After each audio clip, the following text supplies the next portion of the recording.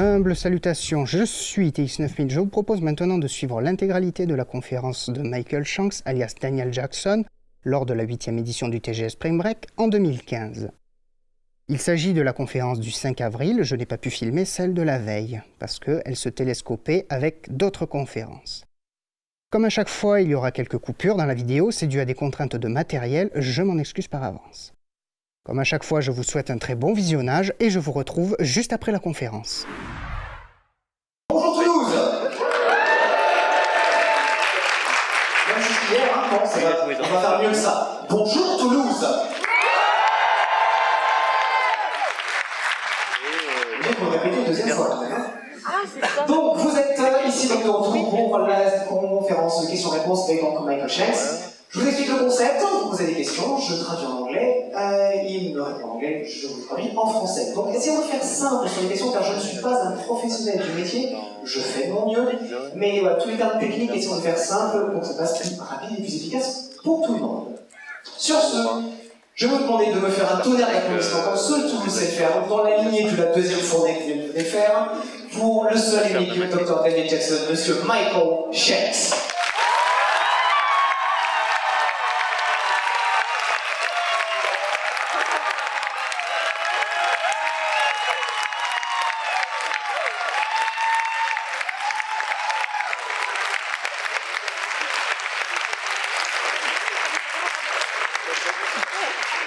Hello. What are you all doing here? Vous êtes là pourquoi?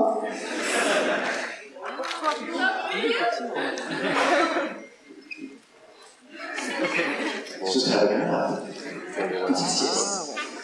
Donc, nous allons ramasser donc les deux microphones au travers de la pièce. Si je ne m'amuse pas, ces deux messieurs vont courir encore et encore au travers de la pièce pour faire passer le micro. Donc, n'hésitez pas, levez la main, prenez le micro et posez vos questions. Allez, ne soyez pas timide, il apparaît que vous êtes au milieu. Ah, vous avez un monsieur au milieu. I have a question. Il y a une question. What's that? Düsseldorf. Faites comme. What is that? It's like a camera or something? It's the camera, I think that's right. Oh, it's like a projection camera. Oh, that's cool. I think it's even more, we're live. Are we live across the world? Yeah, we're on. Well, let's give them something to talk about. Let's give them something. Donc la question était quelle était la caméra au milieu, donc c'est une caméra qui refuse ce qui se passe sur scène, y compris donc sur cet écran, ainsi qu'en ligne sur des pochettes. Donc si vous avez des amis qui n'ont pas l'occasion d'être ici, n'hésitez pas à leur dire qu'ils peuvent l'intéresser sur des pochettes actuellement. La question donc, monsieur au milieu. Bonjour Mr. Shanks. Je fais partie d'une association qui crée un jeu vidéo Stargate et on aimerait savoir si vous souhaiteriez un jour participer à un petit auteur, un petit commentaire, un petit like, un retweet. Voilà. C'est pour nous donner un coup de pouce et pour nous encourager encore plus. This gentleman is part of an association actually working on a Stargate video game. He was wondering if by any way he could get something from you, either on Facebook Live or retweet or participation or commentary on the game. Well, I'd have to play it first. Not just promote it unless I get like a chance to play it. Difficile de le promouvoir s'il peut pas y jouer d'abord. Apparently the game is already available online. What is it? Stargate Network. Stargate the what? Network. Stargate Network? There's a game called Stargate Network? Apparently yes. Oh, okay. Well, I'll play it, I guess. I'll let you know. If I don't like it, forget it. What's it about? What is it? Has anyone else played it? Has anyone else played Stargate Network? Est-ce que quelqu'un a joué? Quelqu'un connaît? Raise your hand. If you played Stargate Network. There's not a single person in this room that's played Stargate Network. Pas une personne n'y a joué. On a M. David Teal'c qui connaît le jeu et qui y joue apparemment. On a David Teal'c, Dr. McKay, qui connaît le jeu et qui a fait un tweet par rapport au jeu. Apparently, the actor plays Dr. McKay actually played it and recreated it.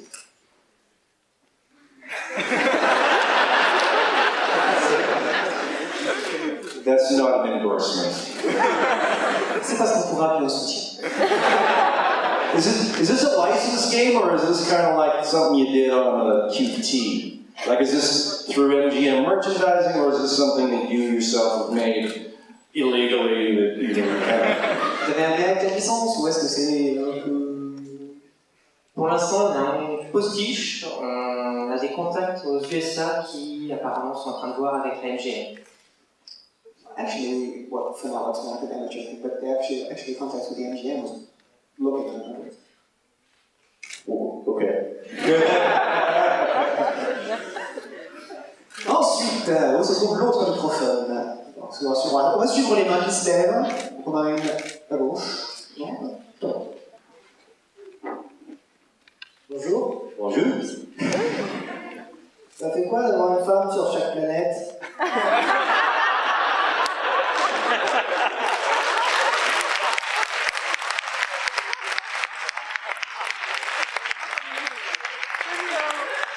How does it feel to have a woman on every planet?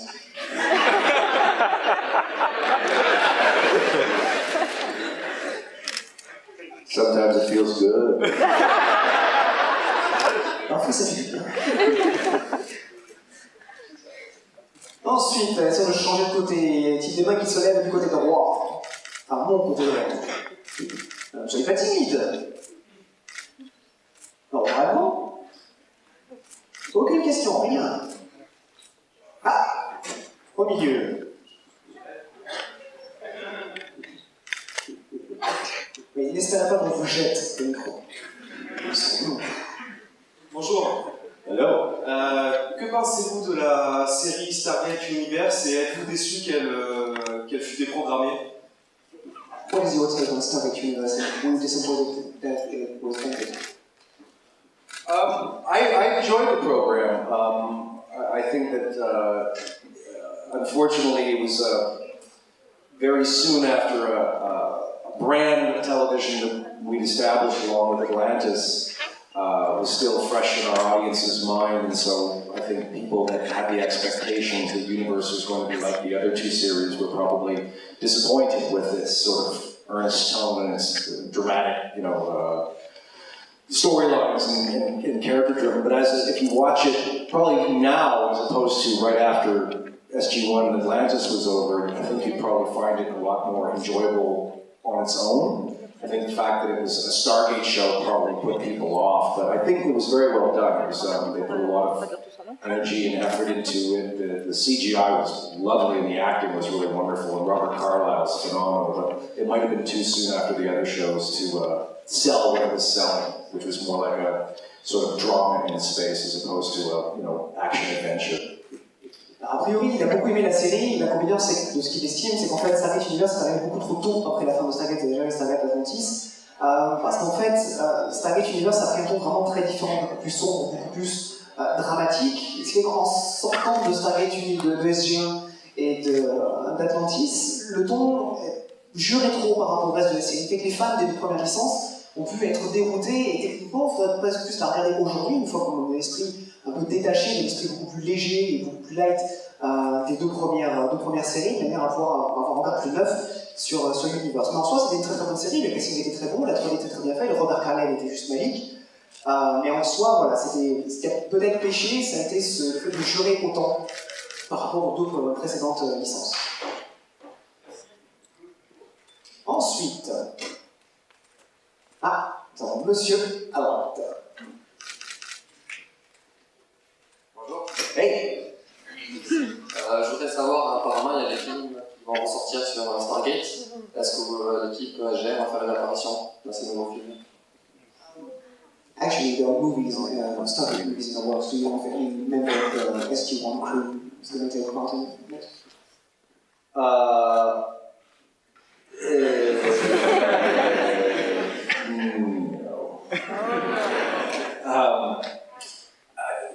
Have you heard a lot about what the plan is? Have you heard anything more other than they're doing them? Have you sort of no? Okay. from what I understand, and this is what I've read anyway, is that Devlin and Emmerich, who made the original Stargate, who made Independence Day, and so on and so forth, have been given the reins by MGM to reboot the franchise, which, from their perspective, Emmerich and Devlin never liked the TV shows. So they, I think, intend to start the project from the beginning, telling their own way the storyline is going to bend, and it will have nothing to do with any of us that were ever on any of the TV shows. So it's possible you may get actors from the shows, one of the shows, that but not the characters. I really doubt that you're going to see the characters. And the only ones that they would do would be Jack O'Neill and Daniel Jackson. But that would have nothing to do with any of us. A priori, de ce que la MGM a laissé filtrer d'informations, donc messieurs Devlin et Emmerich, donc producteurs et réalisateurs du film d'origine, Stargate, ont eu donc l'aval de MGM pour rebooter l'intégralité du projet. A priori, il semblerait que messieurs Emmerich et Devlin n'aient jamais en fait aimé les séries, que ce soit SG1 ou Atlantis ou Universe. Donc a priori, leur idée à eux serait donc de repartir de zéro pour vraiment recommencer la licence et recommencer l'histoire à partir dans le sens que eux auraient voulu à la base.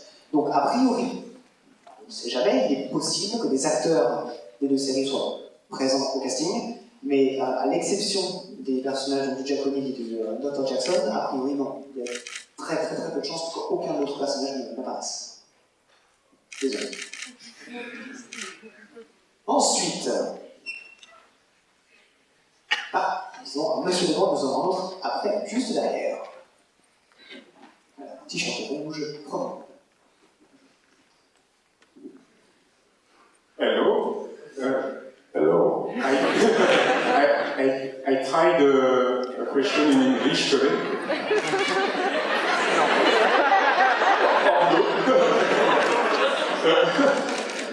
Ce sera plus sympa. Ok. On sait depuis hier en fait que le go-out que tu préfères c'est Val à cause des vannes sur son nom. Oh. Donc ma question est très simple. Quel go-out en fait trouves-tu selon toi à l'aspect le plus effrayant? You know the scary face.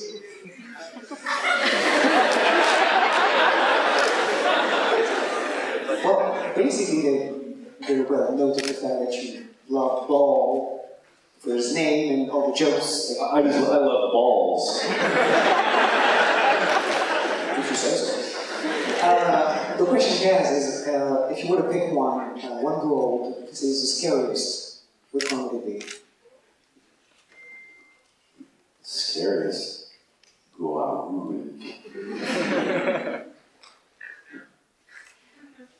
Well, there was Anubis, because he didn't really have a face. He was like a big oil, slicky, cloaked emperor kind of.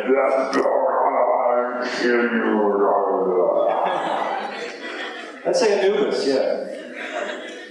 I mean, Sokar was kind of scary in like season 3, I think. We built up this guy named Sokar. He was like the Lord of the Underworld. I will kill you when I'm fucking dead. And we killed him in like one episode, yeah. We spent like 8 building him up to be this like, whoa, he's the worst guy out there. And then we offed him in like 30 seconds, so. But Anubis was kind of spooky because he kind of wasn't, you know, corporeal.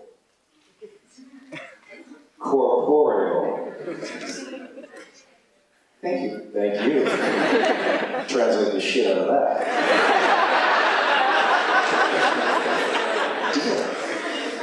A priori, donc de tous les Goa'uld qui ont été représentés, celui que devrait estimer comme étant le plus effrayant serait a priori Anubis, de par le fait qu'il n'était pas réellement physique, il avait une apparence qui était très particulière, très incorporelle.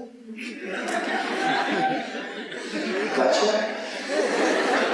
Donc voilà, cette apparence était très particulière, sa voix était très travaillée, donc il était vraiment très important. Il y a eu ensuite Sokar, mais l'inconvénient c'est que malgré tout le travail qu'il y a eu sur la construction du personnage, son aspect, ils s'en sont débarrassés dans l'espace d'un épisode. Donc ce qui a été réglé, merci d'être venu. Donc voilà, c'était à la fois intéressant de voir le personnage, mais très décevant de voir ce qui en a été fait au final. Donc si devant choisir un, ce serait Alice. Question suivante. Alors, ça y est, ça commence à se lever. Bonjour. Je voulais savoir si pour jouer le personnage de Daniel Jackson dans la série, c'est inspiré du personnage de Daniel Jackson dans le film, ou si au contraire il va chercher à s'en détacher. In order to play the Daniel Jackson in the show, did you inspire yourself from the one in the movies, or did you actually want to be as far as you could from it? Oh no, I ripped that shit right off. Il a tout pompé. I watched the movie, and I imitated Spader's mannerisms, the way that he spoke. It's kind of Shatner-esque when you think about it. He's kind of talks a little bit like this, and then he all of a sudden doesn't. And it's like Jeff Goldblum does, right? He's all of a sudden he's talking about something and he'll just pause for no particular reason. So he kind of does that. So yes, I watched the movies and ripped the shit right off. That was going to be harder to translate. Non, il a complètement pompé le personnage, donc techniquement c'était plus logique, il fallait qu'il réinterprète le même personnage, donc la manière de l'interpréter donc, de James Spader qui en fait est très entrecoupée. Ces phrases sont souvent très scindées par des pauses, comme pour les plus vieux de la salle, William Shatner le faisait dans la première série donc, Star Trek, qui était très très vite, finalement s'arrêtait sans vraiment de raison et repartait. Pour les plus jeunes, Jeff Goldblum avait un peu la même technique de jeu, mais donc voilà, au final il a dû, pour des raisons logiques de cohérence de personnage, s'inspirait complètement du personnage d'origine donc joué par James Spader.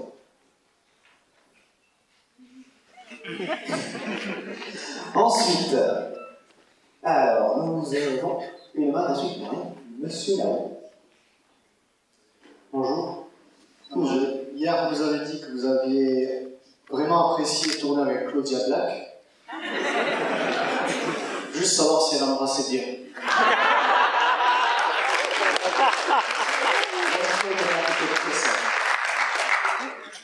She was, but not as good as Ben. As a who? Ben Browder. Oh, very good kisser. elle embrassait très très bien, mais vraiment pas aussi bien que Ben Browder. And you can tell her I said that. N'hésitez pas à lui répéter.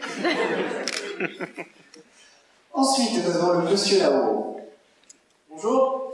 En fait, je sais que vous avez beaucoup travaillé à la télévision, assez peu au cinéma jusqu'à aujourd'hui, et j'aurais voulu savoir s'il y avait un rôle donc dans l'histoire du cinéma que vous auriez voulu avoir. Par exemple, Terminator ou des rôles comme ça. Enfin, si c'était possible de remonter le temps, quel rôle vous aimeriez jouer ou dans quel film? Indiana Jones.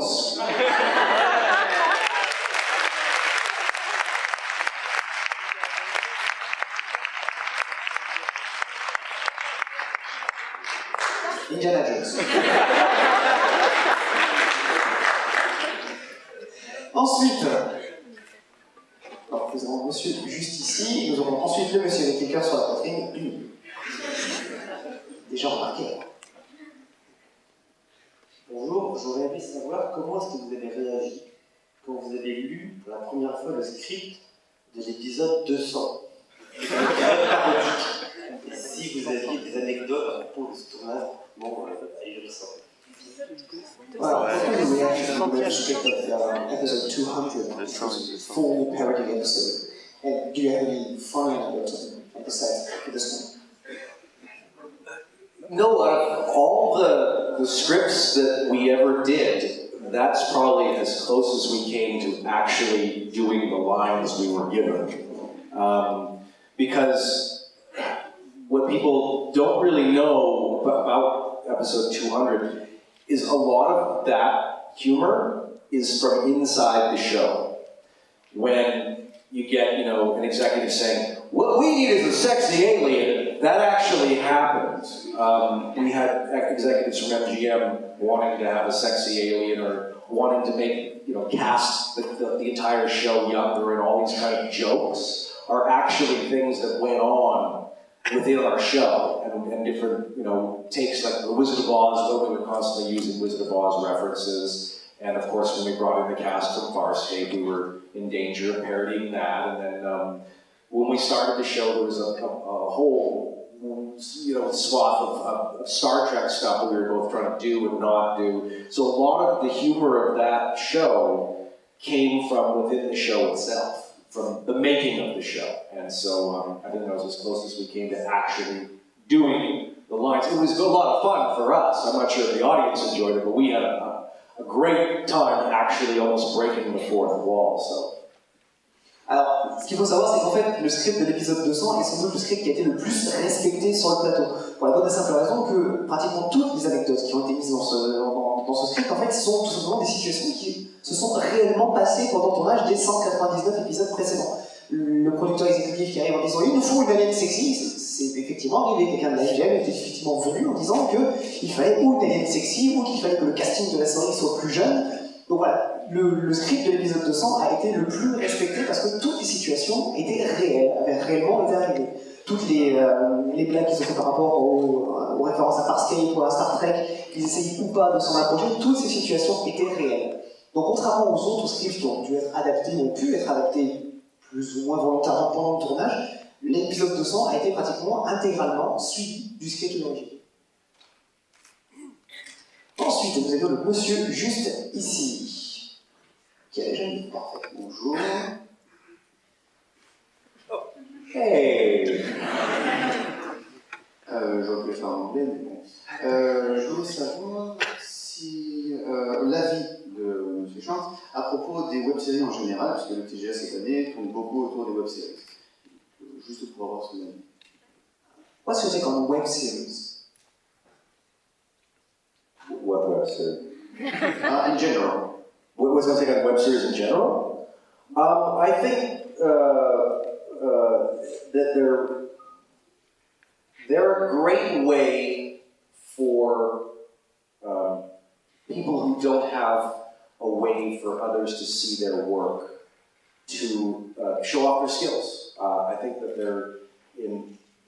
the business has changed so much, the digital age, where anybody can make product for the world to see. I have a friend who did a series of web episodes of a show, and they got over 1 million hits each, and now he was able to take that to a network and say, hey, we have over 1 million hits per episode of this show, 5-minute episodes.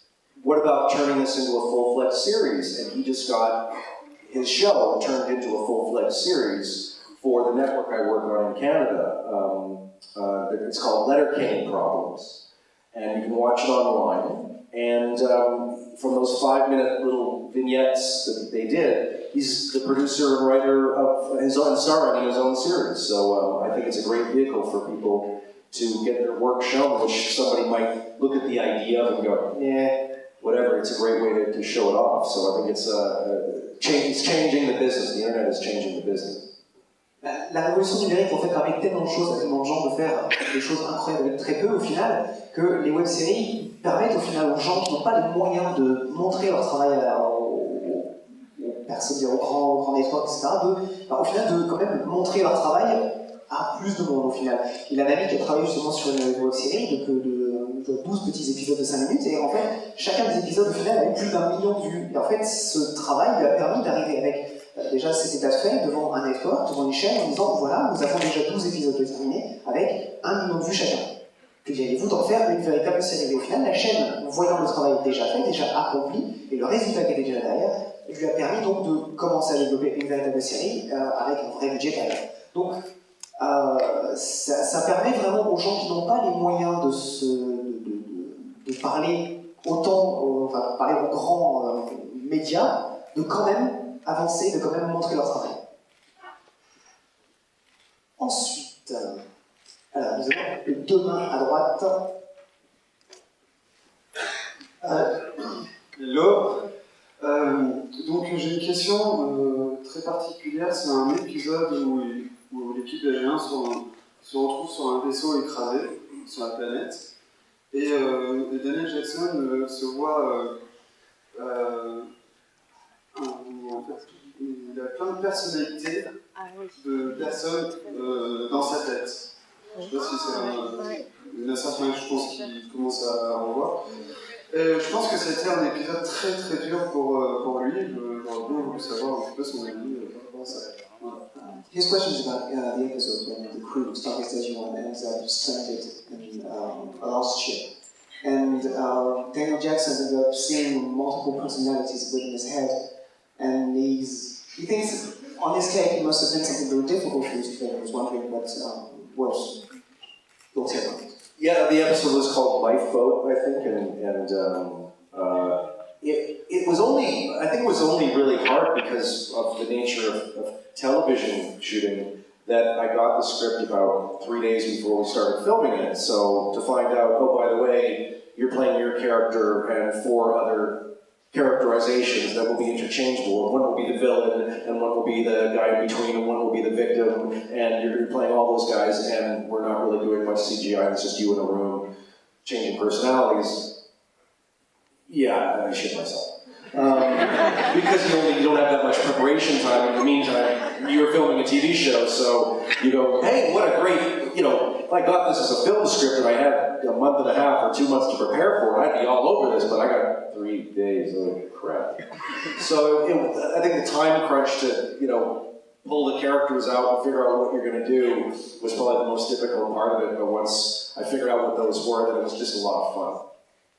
Alors, au final, c'est pas tellement le fait de construire les différents personnages qui était compliqué, c'était de le faire en 3 jours, qui aurait été la période pendant laquelle il a eu le script, c'est-à-dire seulement 3 jours avant le début du tournage. Donc 3 jours pendant lesquels il a appris qu'il n'y aurait pas de 3D pour les scènes, que ce serait juste lui dans une pièce, et qu'il fallait donc qu'il construise et joue les 3 personnages. Donc 3 jours, c'est très très très très court pour construire autant de personnalités, donc à partir de 0, et qui crée leur manière de bouger, leur manière de parler, d'interagir les uns avec les autres. Donc c'est pas tellement les personnages de l'interprétation qui étaient complexes, c'était le fait de le faire en seulement 3 jours. C'était juste une démangeaison de la pièce. Ensuite, est-ce que nous avons une question de ce côté? Non. Ah si, là-haut, nous avons monsieur. Bonjour. Bonjour. Moi, je voulais savoir si il avait une anecdote ou une histoire rigolote sur le tournage, qui serait passé sur le tournage de Stargate. Rigolote. Funny anecdote from Stargate? Yes. Just anything.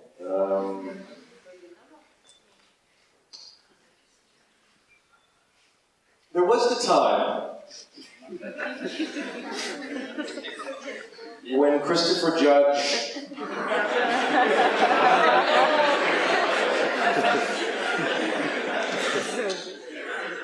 took cookie dough and scrunched it all up into a nice poo shape and left it in Ben Browder's toilet. And Ben walked, the best part about that was Ben walked into his trailer, went into his bathroom, and saw this brown thing floating in his toilet. And he knew he didn't leave there, with no paper, and no attempt to flush. And he just walked out. And the best part was I was in on the joke, because Chris had told me he had done this. And we watched, Ben didn't scream, he didn't freak out, he just walked out and he was kind of pale. And he stood at the top of his stairs and just kind of stared off into space as if to say, who would do something like that? Well, go with that part first. The part 2 after. Donc a priori cette anecdote ça sera en 2 parties. La première partie est donc la suivante. Il y a eu un jour de tournage, donc a priori à partir de la saison 10, où en fait Christopher Judge, donc l'acteur qui joue dans Teal'c, s'est amusé donc à prendre une pâte à gâteau au chocolat, qu'il a malaxé et formé dans une forme d'étron, qu'il a ensuite délicatement déposé dans les toilettes de la caravane de Ben Browder. Il en est sorti, Ben Browder est donc entré dans la caravane, entré dans les toilettes, donc a découvert cet étron qu'il savait ne pas avoir fait, et sans même tenter ni de l'essuyer ou de tirer la chasse, est juste sorti de la caravane et est resté quelques secondes au sommet des escaliers de sa caravane avec le regard perdu dans le vide, l'air de dire « Qui ferait une chose pareille ?» So a couple days later, my daughter had been over visiting, and there was chocolate pudding cups all around my trailer. So I took wads of toilet paper, and I scraped out the pudding from inside the cups. And I left 2 or 3 of them on Christopher Judge's trailer floor. And this particular day, he was wearing his Jaffa outfit.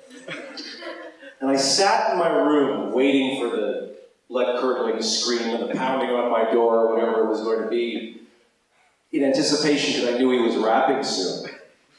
And instead, when we were wrapped, I heard him run down the corridor of where the trailers are at, and open up his door, go in, slam the door, and then rummage around for a while, no reaction. And then he came out, and I poked my head up as he came out, and he just had his bag and he was ready to go home. And I said, dude, didn't you see the shit paper all over your floor? And he said, oh, that was you? I thought that just fell out of my suit.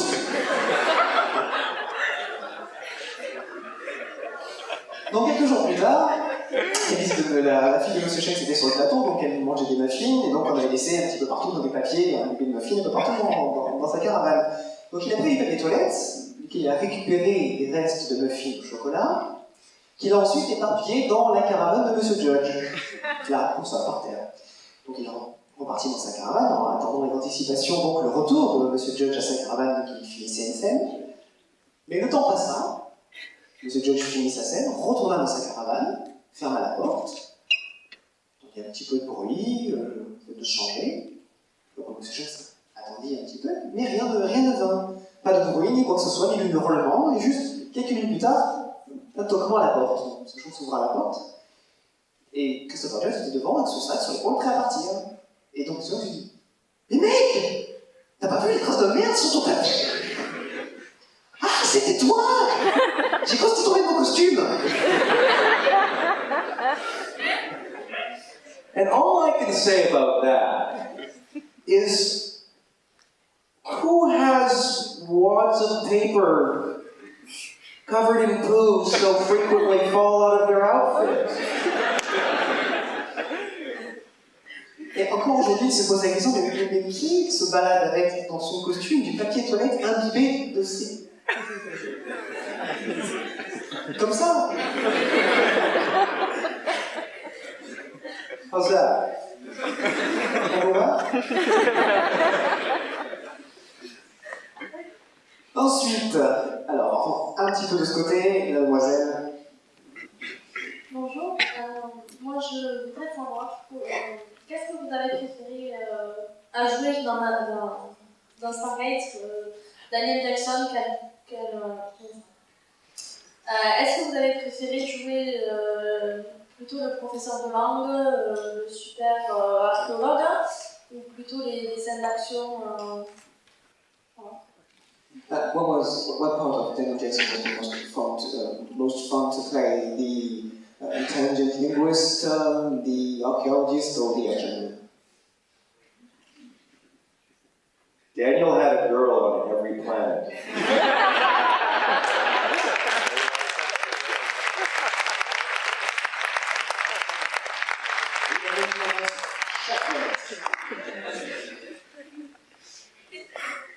Ensuite, ah, nous avons un jeune homme juste ici. Qu'est-ce qui vous a poussé à jouer à Stargate, jouer dans Stargate? What led you to play in Stargate? What did you like the idea? Like, why did I do the show? Was that the question? Oh, I was unemployed and needed a job. Il a besoin de travailler.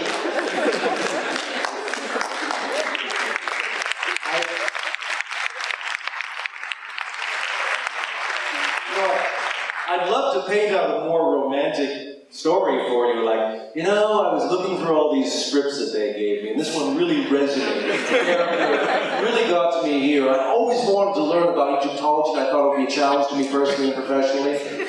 Learning all those languages and doing the research with my own professors, and then the idea of space exploration, and it's something I've always been sort of imagining in my mind, so this character just reached out to me. No, I was sleeping on my buddy's couch in Toronto at the time.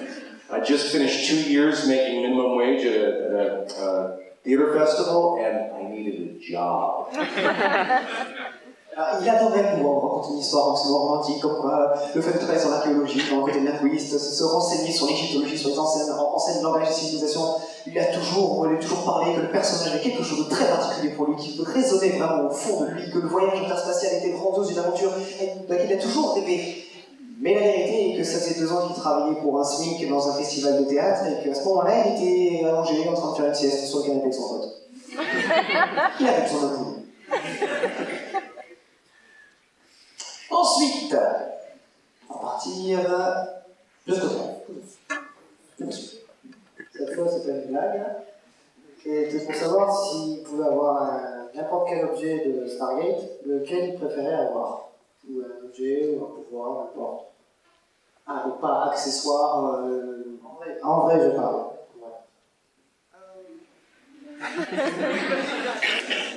If you could have any... You need a translator for the question. Sometimes it's tricky. If you could have anything technological-wise or magic-wise from the show, from the universe of Stargate, what would it be? A Zat gun. Not a Zat.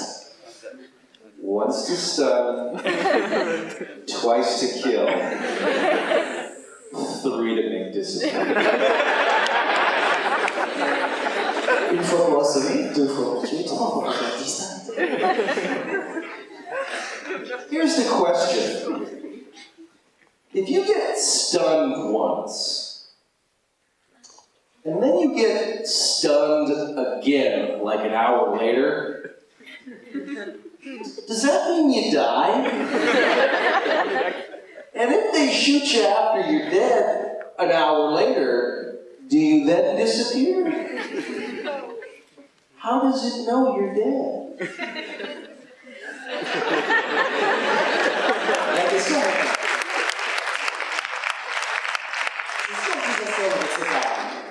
Et quand vous tire une 2e fois dessus que 1 heure plus tard, est-ce que ça vous tue d'office?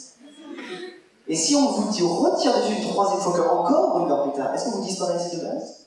Comment est-ce que l'arme sait si vous êtes mort?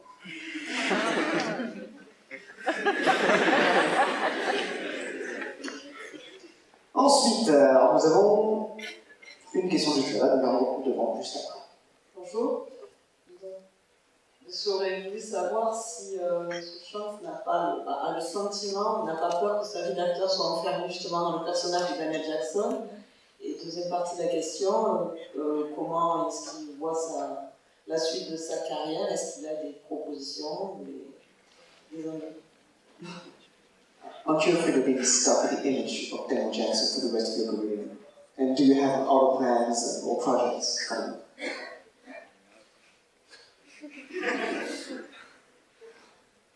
Well, to you, I'm Daniel Jackson. To me, I'm an actor. So I've been doing a show for the last 3, and this will be our 4th year, called Saving Hope, which had nothing to do with Stargate as a completely different character. So I don't think the perception is mine to make in terms of how I'm perceived. That's how others are going to see me, and some see me as just a character, and others don't know who the hell I am. So it's really a matter not of my perspective, but of the perspective of whoever is viewing, whether or not they can see beyond the character. That's not up for me to decide, and I have no control over that. So as an actor, I do a job.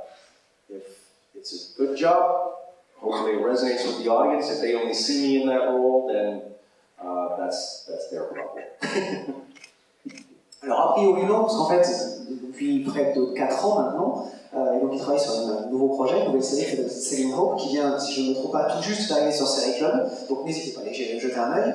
Mais au final, la perception de lui va dépendre en fait de la perception de chacun des spectateurs. En France, par le fait que la série Stargate SG1 a été beaucoup rediffusée, donc est encore très fraîche dans nos mémoires. Normal que beaucoup de gens le voient comme Daniel Jackson, mais d'autres personnes pour qui Stargate est plus lointain, et Selling Hope va être beaucoup plus récent, le verront comme son personnage de Selling Hope. Donc c'est une perception finale qui ne dépend pas de lui, mais va vraiment dépendre des gens, des spectateurs, selon le projet le plus frais ou le projet qui les a plus touchés. Donc au final, c'est pas tellement, il n'y a pas vraiment de peur ou d'appréhension par rapport au fait d'être bloqué dans un personnage, vu que lui se voit réellement en tant qu'acteur, quoi qu'il arrive.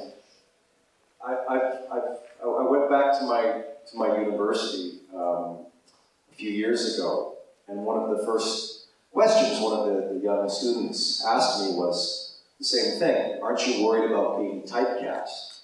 And shouldn't we worry about being typecast?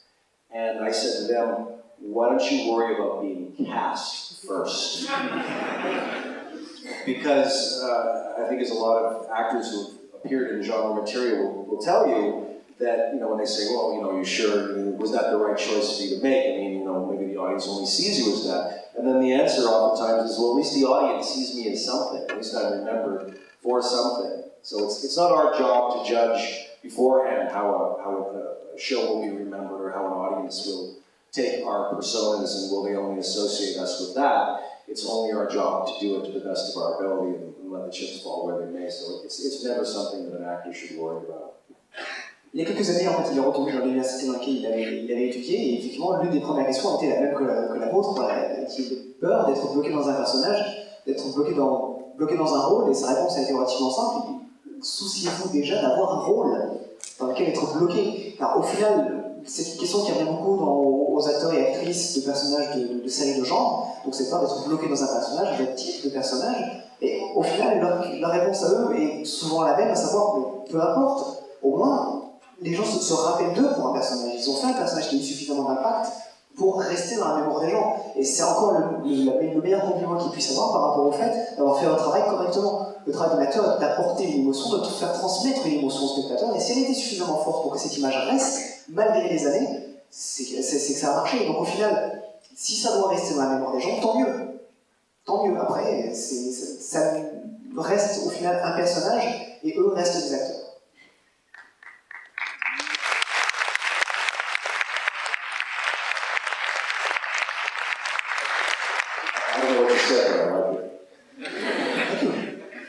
Alors, nous avions deux petites questions devant, premier rang si possible. Je les avais découpées un peu plus tôt. Donc on va juste après.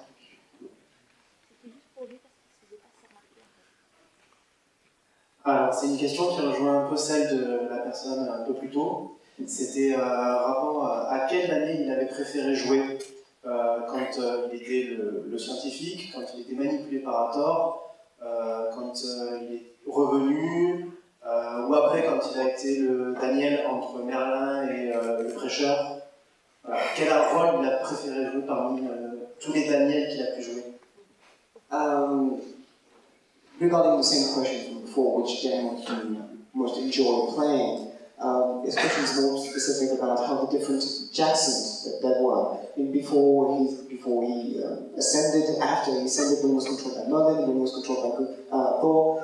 Is there any Jackson which you had more fun playing? Jesus Christ.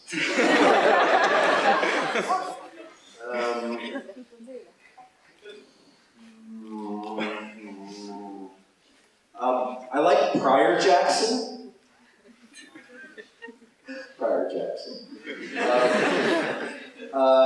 He was fun with the makeup and stuff like that. He was kind of fun just because I got to be Daniel, but he just looked really creepy, so everybody was kind of scared of him. But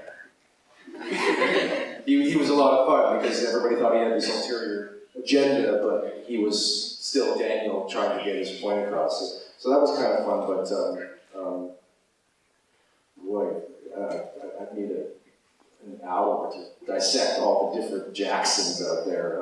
Pre-ascended Jackson, post-ascended Jackson, congenital Jackson, gaseous Jackson, multi-personality Jackson, lover Jackson, scholar Jackson. Daniel's got a girl on every planet.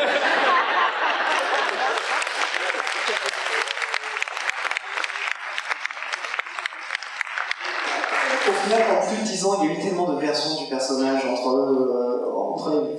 comme il a dit, Jackson gazeux, Jackson congénital, Jackson avant Ascension, Jackson après Ascension.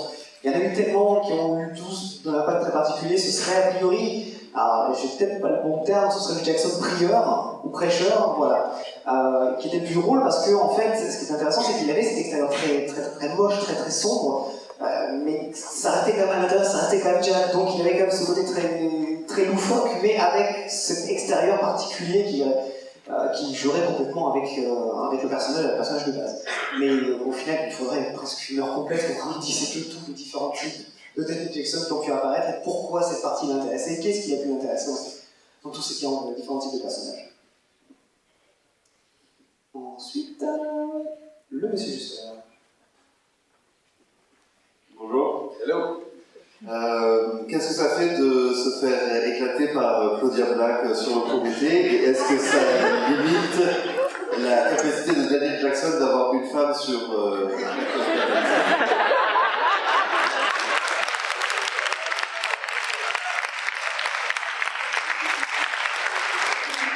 How did it feel to get your ass kicked by Claudia Black on the Prometheus? And did it limit in any way Jackson's ability to have a girl on every planet? How did it feel? It hurt. So good. And it did limit Daniel's ability to have a girl on every planet because she was like handcuffed to him for like the next 6 episodes. So yeah, she kind of got in the way of the love life, that's for sure. Alors, ça faisait mal, mais dans le bon sens. Et techniquement, oui, ça a effectivement un petit peu limité la vie affective de Daniel Jackson, vu qu'elle était presque littéralement enchaînée à lui pour les 6 épisodes qui ont suivi. Donc oui, ça a bien limité quand même les relations du docteur. Alors, dernière question, parce que nous approchons de la fin. Alors, dernière question. Alors, vous êtes devant. Nous vous écoutons. Bonjour. Bonjour. Justement, je pars dans le même sens. Est-ce que Daniel Jackson aurait épousé Lara? Would Daniel Jackson have married Lara?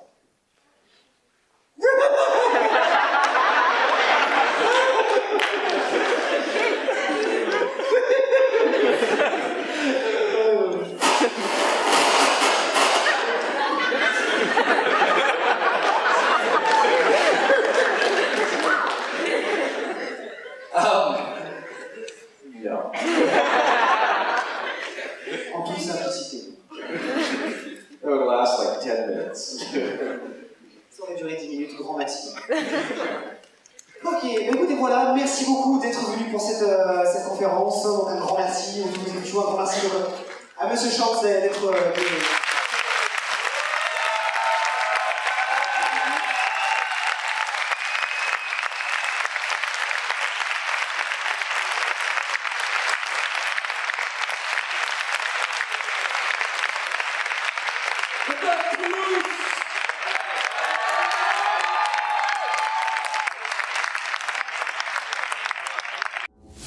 Cette conférence est maintenant terminée. Je vous remercie de l'avoir visionnée dans son intégralité.